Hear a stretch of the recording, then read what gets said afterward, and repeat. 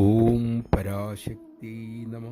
Hypnotic നിദ്രയ്ക്ക് ശേഷം ഒരു സ്ത്രീയോട് മനഃശാസ്ത്രജ്ഞൻ പറഞ്ഞു, കഴിഞ്ഞ ജന്മം നിങ്ങളുടെ ഭർത്താവിൻ്റെ മരണത്തിന് കാരണം നിങ്ങളായിരുന്നു.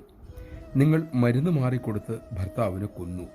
ഇതുകൊണ്ടാണ് നിങ്ങൾക്കത്ര ദുരിതങ്ങൾ വന്നുകൊണ്ടേയിരിക്കുന്നത്.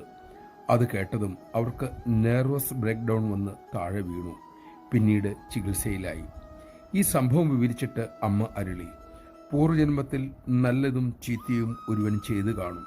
പക്ഷേ അതൊക്കെ അറിഞ്ഞു കഴിഞ്ഞാൽ കൊള്ളില്ലാത്ത കാര്യങ്ങളിൽ പോയിരിക്കാനാണ് മനസ്സ് താല്പര്യപ്പെടുക. കഴിഞ്ഞത് കഴിഞ്ഞു, അത് മറക്കുക. ഈ നിമിഷം ഈശ്വരസ്മരണയോടെ സത്കാര്യങ്ങൾ ചെയ്ത് ജീവിക്കുക. സകല കുറവുകളെയും മറികടക്കാനുള്ള ശക്തി ജഗദീശ്വരൻ മക്കൾക്ക് നൽകിയിട്ടുണ്ട്.